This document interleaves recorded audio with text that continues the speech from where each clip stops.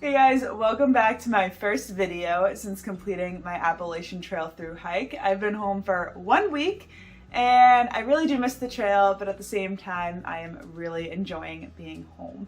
I am really excited to make this video today because I'm going to show you everything that I had in my backpack and all my gear when I finished my through hike. So if you've seen, I put out a video in 2020 and the beginning of 2021 showing you guys what I was taking before my hike.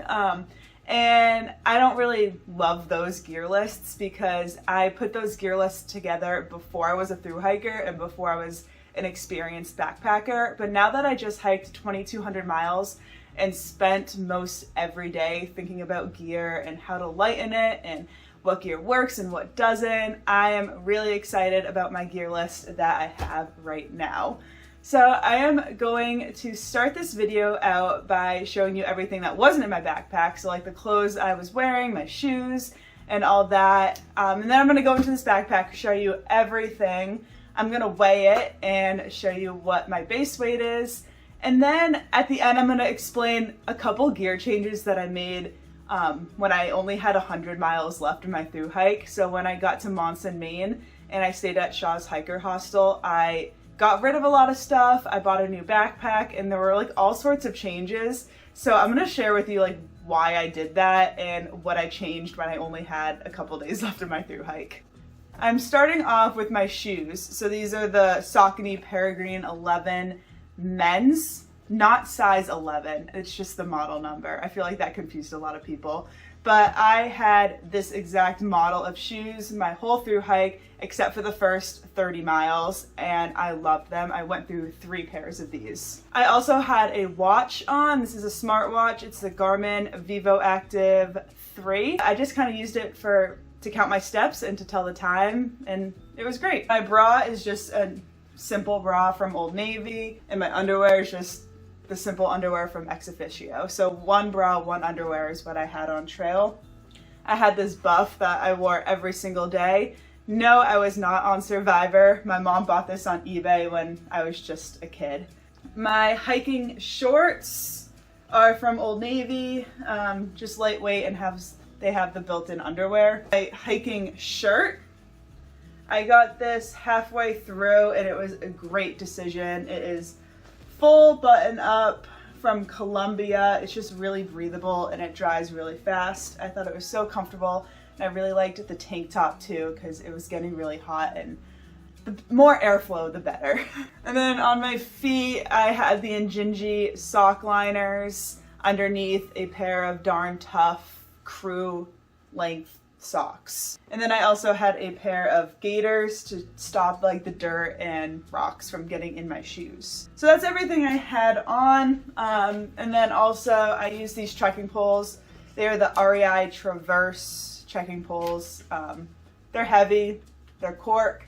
I don't really know much about them, but they never broke, so I'm really happy with these.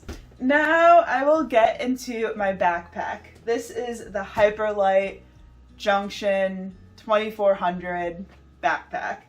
This is one of the things I bought when I only had 100 miles left, and I'll explain that more in a different video. I think I'm going to do a video just talking about my backpacks of the AT because I went through 3 different backpacks in 2021 and then I used a different backpack when I attempted in 2020. So I feel like that needs a lot of explanation, so I'll make that video probably next week. I'll go into the front mesh pocket. This is where I kept my water filter. It is the Katadyn Be-Free 1 liter water filter with the bladder. I also kept a little piece of like a camp towel. Cody actually had like a full-size towel that he started the trail with and he got rid of it in Virginia. And I'm like, let me just cut off a little section and keep it. But this came in really handy because I was pretty clumsy in my tent. I would spill water, I would spill soup, I don't know, but I would just use this to wipe off my tent. In the front pocket, I also kept my tent stakes. Just kept them in a little bag that I got with my Big Agnes tent. And I started with a lot more stakes, maybe like 8 stakes, but by the end I have 5, so I'm forgetful. Also in the front mesh pocket, this is where I kept my rain gear. So my rain jacket, it's the Z-Packs Virtus, and my rain pants, which are kind of like tied up small right now, but they're also Z-Packs Virtus, I believe. So that's it for the front mesh pocket. One of the sides, this is where I kept my tent poles, so just in the bag it came in, the big Agnes. And then, oh, that's it for that pocket. And this pocket is where I kept my tripod. And then this is also where I kept my head net that I only used once. The front of the pack, this is where I kept my phone. This is the Gossamer Gear pouch. I thought it worked very well.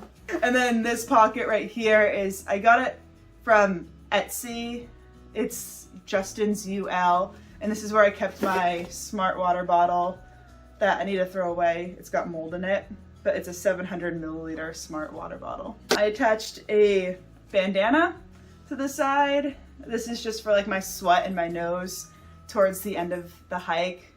Yes, I was using it both to blow my nose and to wipe off my sweat, so I feel like I'm hiker trash. This pocket is empty because that's where I kept my snacks. And then this pocket, I had a couple things that I needed throughout the day. There's also my Kula cloth, which is my pee rag that's attached to it. I kept baby powder to help relieve some of the chafing issues I was having. I kept a little thing of bug spray. At some points in my hike, I did carry like a normal big size thing of bug spray, but this is just what I bought in Baxter State Park and what I had to end the trail with. I also had Body Glide, again for the chafing. I kept my headphones, so these are the earbuds from Jaybird Vista. I've talked about them, I've done sponsorships with them, and I really do think they're great. And then finally in this pocket, I have my headlamp, the Petzl Bindi. I really liked the little tiny strap on the headlamp because that way you can like pack it down really small and it will fit in that mesh, or in that hip belt pocket. I think that's it for this pack. I do have my 2020 hiker tag, which I carried the whole trail. I didn't get my 2021 tag until I was on my way home. And now we can go in the bag. At the top of my backpack, I always had my food bag so I can stop on trail and snack whenever I wanted. It's empty. It doesn't have any food in it right now. But I did always keep my rucksack from Z-Packs with some line that I got at Walmart. I also have my Sea to Summit spork in there. And I got this like little rag off Amazon just to kind of, I use this to clean up my stove and like my cook system when I was done cooking. And I always stored my stove inside of this rag. So this is the stove that came with my Jetboil stash. Next, I always had my puffy jacket right at the top of my pack because every time I stopped, I would usually get really cold really fast. This is the Enlightened Equipment full zip Torrid jacket. Next, I have this bag from Hilltop Packs with, I had a Ziploc full of my electronics, which I could go over real quick. I guess my knife is in here. It's a Swiss Army knife. This is an Anchor wall charger, so this is what plugs into the wall, and it has the 2 USB ports for charging my devices. I had 2 power banks, one from Anchor. This is 13,000 milliamps, and then this is just a cheap one off Amazon. It was 5,000 milliamps. So this is kind of like my emergency backup. If I had to use this, then I could probably get like half a charge, and I knew I'd need to get to town that day. And I also had the cords. I only have one in here right now. This is to charge my headlamp and my power banks. But I also had my watch charger in there, my phone charger, which I'm using right now, so there, it's not in my backpack. Next, I have my sleeping pad. I didn't carry it in this stuff sack. It's just kind of in here for organizational purposes when I started organizing my gear when I got home. My Thermarest Neo Air X-Lite, and I thought it was great. Next, I have a bag of toilet paper, just a whole roll of toilet paper in a Ziploc bag.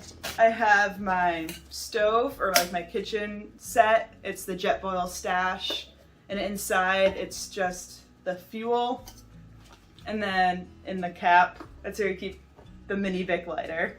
Next I have my clothing bag, which towards the end of my hike was also my pillow. So in here I have my sleep clothes.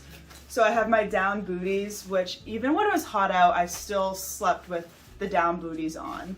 I just thought they were really comfortable. Next I have these little Nike shorts. I wore these in town, like in my hotel room when I was doing laundry, or sometimes I swam in them. Sometimes I'd wear them under my shorts if I thought my shorts were really dirty. They were just nice to have. I have my sleep pants, 100% polyester, but I got these at Eastern Mountain Sports when I was in New Hampshire. And my sleep shirt is from Virgin, which is a company right from Lincoln, New Hampshire.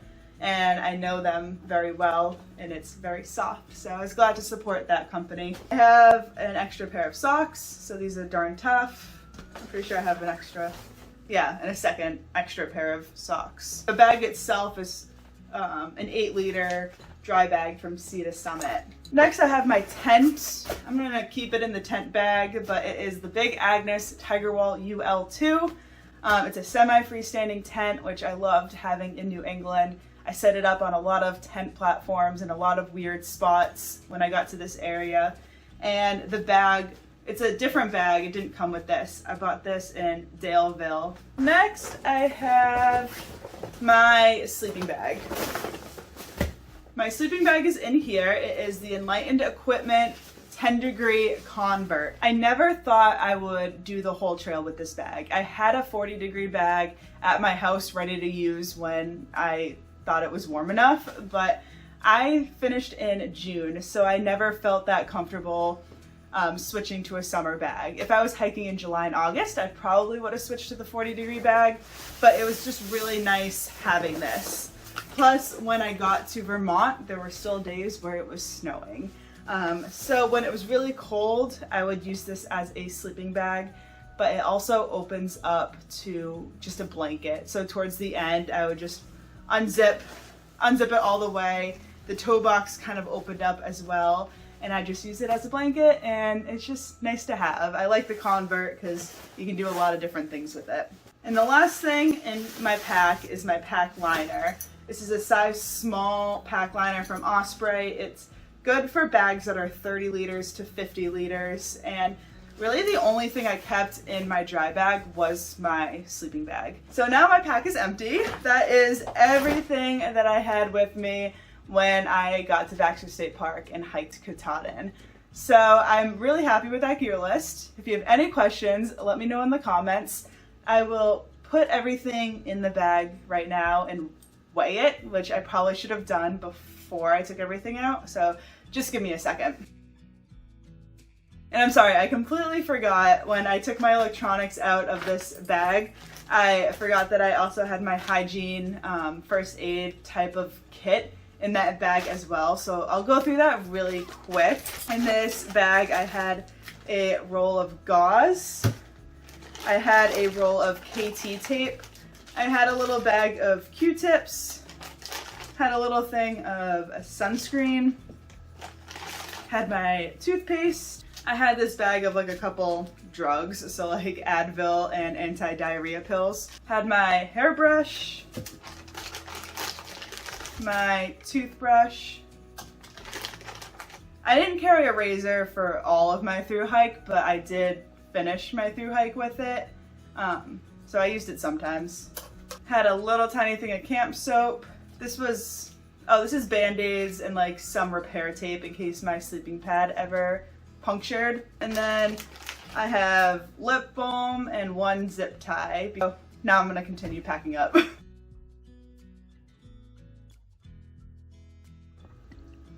All right, this is the scale I'm gonna be using.